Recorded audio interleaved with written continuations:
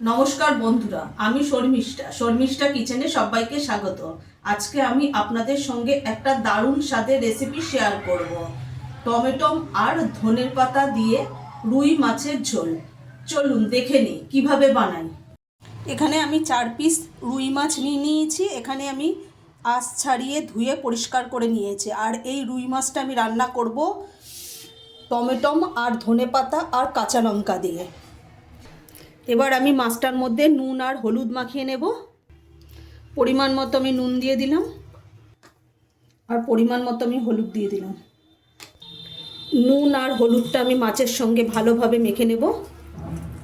প্রত্যেকটা মাছের মধ্যে যেন নুন আর হলুদ লাগে। মাছের মধ্যে নুন আর হলুদ মাখানো হয়ে গেছে। এবার আমি একটা মিক্সিং জারের মধ্যে টমেটো, ধনেপাতা আর কাঁচা লঙ্কাটা আমি পেস্ট করে নেব। টমেটো, ধনেপাতা আর কাঁচা লঙ্কাটা আমার মিক্সিতে পেস্ট করা হয়ে গেছে। গ্যাসটা ধরিয়ে দিলাম, কড়াইটা বসিয়ে দিচ্ছি। আমি এই রান্নাটা সর্ষের তেল দিয়ে করে নেব।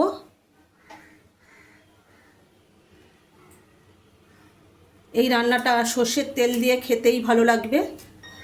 তেলটা গরম হয়ে গেছে। এবার আমি মাছগুলো ভেজে নেব। একবারে আমি সব মাছ দেব না কড়াইতে, আমি দুটো দুটো করে মাছ ভেজে নেব।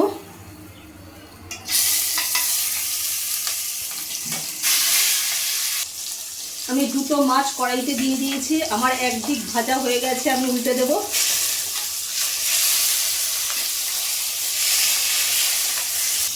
প্রথমবারের মাছ দুটো আমার ভাজা হয়ে গেছে, এটা তুলে নেব। আমি এইভাবেই সমস্ত মাছগুলো ভেজে নেব।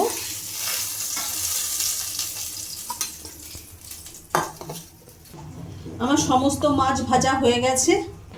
মাছ ভাজা তেলের মধ্যেই আমি ফোড়ন দিয়ে দেবো। এখানে কালো জিরে দিয়ে দিলাম আর একটা শুকনো লঙ্কাকে আমি অর্ধেক করে নিয়েছি।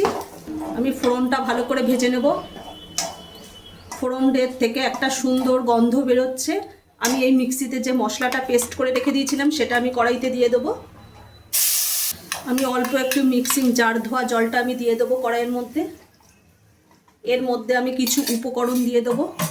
গ্যাসের ফ্লেমটাকে আমি আস্তে দিয়েছিলাম, এবার একটু জোরে দিয়ে দেবো। আস্তে দিয়েছিলাম নাহলে মশলাটা পুড়ে যেত, তার জন্যে আমি আস্তে দিয়ে দিয়েছিলাম।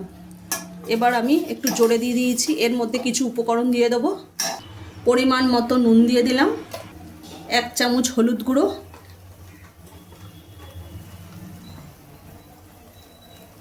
1 চামচ জিরে গুঁড়ো আর 1 চামচ ধনে গুঁড়ো।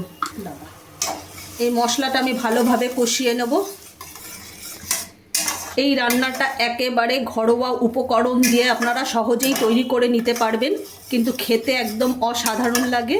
আপনারা একবার অবশ্যই বাড়িতে বানিয়ে খেয়ে দেখবেন। আমি মশলাটাকে ভালো করে একটু কষিয়ে নেব।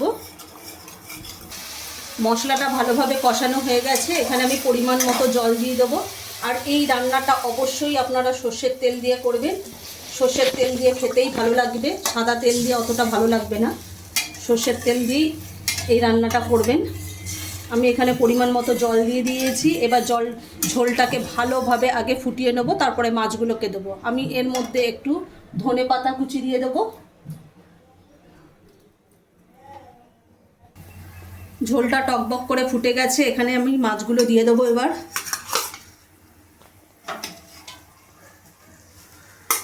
মাছগুলো দিয়ে আমি আবার ভালোভাবে ফুটিয়ে নেব,